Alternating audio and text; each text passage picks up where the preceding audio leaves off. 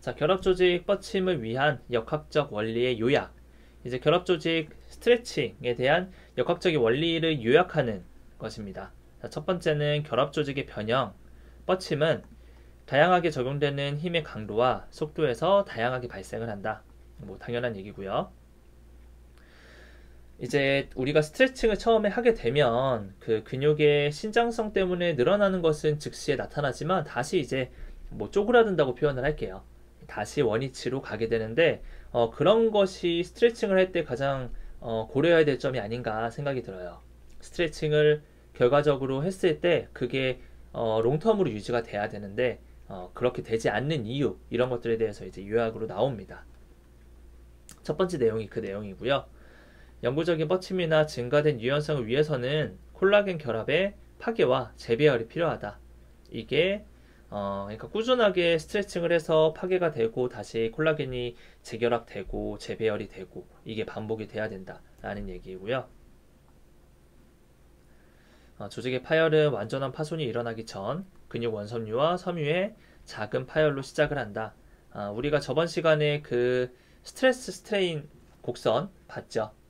처음에 쭉 이제 올라가다가 이제 뭐 변목 영역이 그 다음에 나오고 가소성 영역이 나오고 그 그래프를 본 거에서 콜라겐들의 미세 파열이 시작이 된다라는 그 구간이 있었죠.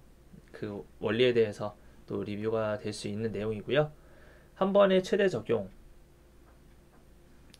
반복적인 최대하 응력, 여긴 최대하 응력이라고 표현을 했네요. 요거를 저번 시간에 얘기하고 오늘 시작 전에 리뷰한 것처럼 최대하 응력이라는 것은 서브 맥시말이라고 표현할 수 있다고 얘기를 했습니다. 최대하 응력이 적용이 되는 경우에 조직의 완전한 파열이 발생이 가능하다. 한 번에 최대, 너무 세게 적용을 하거나 반복적인 그러니까 최대하 스트레스가 한 번이면 그래도 좀 적당할 수 있는데 반복적으로 계속 가해지면 그러면 또 콜라겐이 완전히 파열될 수가 있다. 조직의 완전한 파열이 가능하다는 거. 도수 치료를 할 때 특히나 조심해야죠. 여기 나오는 것처럼 우리가 보통 스트레칭을 우리가 여러분들 취직하고 나면 거의 대부분 병원으로 갈 거기 때문에 이 도수 교정을 할 때 굉장히 중요합니다. 내가 얼만큼 스트레스를 줘야지 이 환자가 받아들일 수 있는 것인가. 그거 사람마다 워낙 다 케이스 바이 케이스고 뭐 사실 뭐 글로 알려준다 혹은 뭐 강의로 말로 알려준다 이거는 좀 한계가 있어요. 직접 만져보는 실습이나 이런 것들이 병행이 돼야 되고요. 실습을 하더라도 우리 학생들끼리 하는 경우엔 다 노말이죠. 거의 정상적이고 그나마 좀 어브노멀한 건 그 사람의 태생적인 체형이 그렇기 때문에 그런 것들 말고는 정말 우리가 병원에서 보는 그런 케이스를 접하기는 어렵기 때문에 여러분들 지금 학생이니까 이 내용에 대해서 머릿속에 넣어놓고 이제 9개월 뒤에 실습을 가서 실제로 한번 보기도 하고 만져보기도 하고 이게 이제 시작이 될 거예요. 그래서 이 내용에 대해서 나중에 임상 나가면 꼭 머릿속에 넣어서 치료를 해주고요. 자, 미세손상도 변형 그리고 응력 이완이라고 하는 스트레스와 그리고 릴렉세이션 그리고 통제된 반복 하중으로 발생할 수 있다 라고 얘기를 하고 있습니다. 자, 두 번째 요약. 조직의 치유와 적합한 재형성은 지속되는 반복 하중 아래에서 그 조직이 어느 정도 반응할 수 있도록 운동 간격, 바우트, 시간을 적절히 설정해야 된다. 당연한 얘기죠. 전에 얘기한 것처럼 치유와 재형성의 시간이 허용되지 않는다면 과사형 증후군과 피로골절에서 보는 것과 같이 조직의 파열이 영어로 failure라고 표현을 해요. 키스노콜비 원서를 보면 파열을 failure라는 표현을 쓰는데 참고로 알아두면 될 것 같고요. 집중적 뻗침, 인텐시브 스트레칭은 치유 시간을 허용하기 위해서 매일 적용하지 않는다. 그러니까 뭐 예를 들어서 다리가 좀 잘 안 찢어져요. 근데 내가 다리를 찢어야 되는 그런 뭔가 직업을 갖고 있어요. 예를 들면 체조 선수, 뭐 프로페셔널 체조 선수 같은 경우에는 다리를 찢을 일이 그렇게 많이 없을 수도 있겠죠. 그냥 루틴적인 훈련을 통해서 그 증가된 가동 범위를 계속 확보하고 있을 수 있을 테니까. 근데 만약에 뭐 생활체육을 하는 사람이 체조를 배우기 시작했는데 가동 범위가 너무 안 나와서 좀 빠르게 내가 스트레칭을 하고 싶다 라고 해서 소위 말하는 다리 찢기를 한번 쫙 했어요.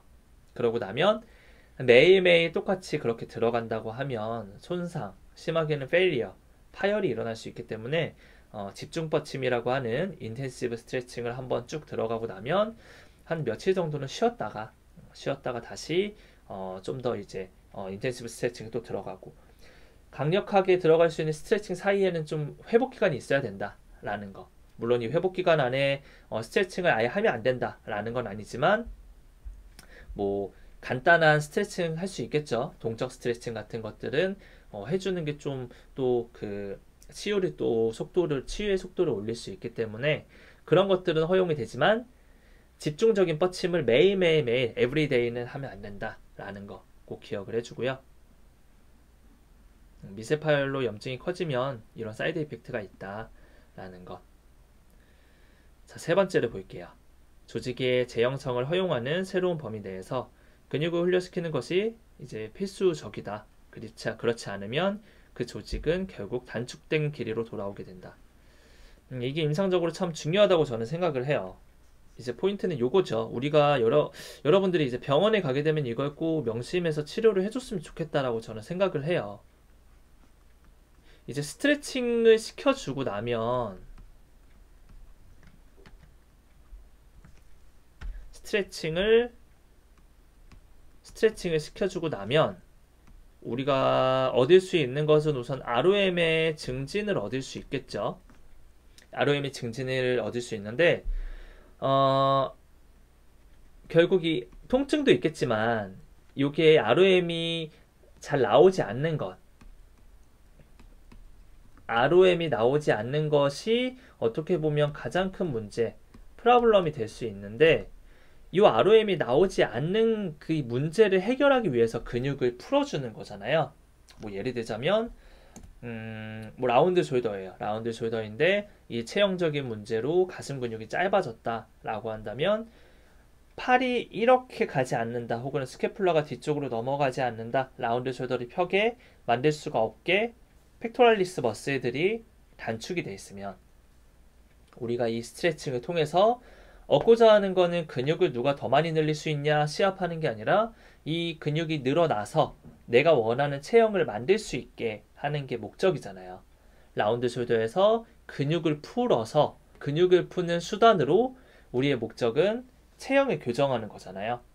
이 교정하는 것에 의미를 둬야 된다.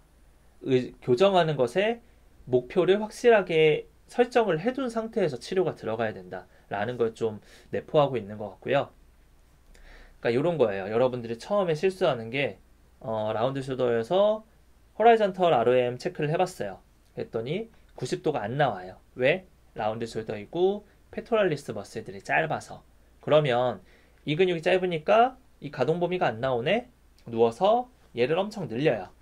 다시 한번 테스트 해볼게요. 환자분. 자, 호라이전털 어브덕션 한번 만들어 보세요. 쭉 가보세요. 와, 90도가 넘어간다. 거의 100도까지 넘어가네? 자, 오늘 치료는 끝났습니다. 이렇게 하면 안 된다는 거예요. 이 길이가 늘어나게 됐으면 이제 이 상태에서 이 ROM이 계속 유지될 수 있게 하는 게 중요하잖아요. 집에 가서도 이 ROM이 유지가 돼야지 다음 치료 때 교정된 상태에서 뭔가 다른 운동들, 더 높은 단계의 치료를 들어갈 수 있잖아요. 그죠? 그렇기 때문에 이제 스트레칭으로 ROM 확보가 돼서 여기 쓴 대로 ROM이 증진되는 효과를 얻었으면 이제 뭘 해야 되느냐? 이제 요 메인 프로블럼을 해결하기 위해서 해야 되는 게 나와야죠. 뭘 해야 되냐면 여기 나와 있는 대로 이제 운동을 해야 됩니다. 그냥 저는 액티브라고 쓸게요. 액티브한 무언가, 뭐 액티브 엑서사이즈가 들어가야 된다는 게 이제 제가 여러분들한테 해주고 싶은 얘기예요.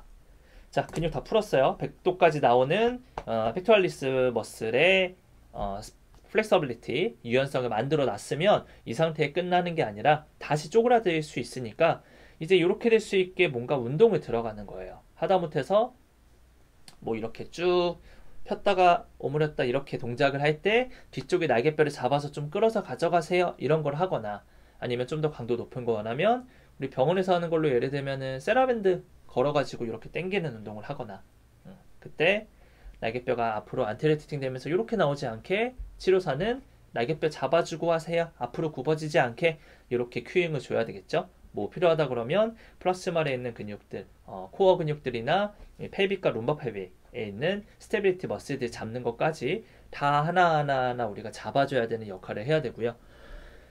그래서 여기서 얘기를 하는 게 우리 병원에서 많이 실수하는 초보 선생님들이 많이 실수하는 것 중에 하나일 수도 있어요. 저도 물론 그랬고요. 근육이 쫙 늘어나게 되면 그걸로 굉장히 보람을 느끼고 이걸로 이 환자분이 굉장히 좋아졌구나 라고 생각을 했는데 경험을 하다 보면 느껴질 거예요. 근육을 늘리는 건 그 근육을 늘리기 위해서 병원에 오는 게 아니라 근육이 늘어나는 거는 내가 그냥 해야 되는 어찌 보면 그냥 지나가는 길이고 결국에는 운동이 필요하구나.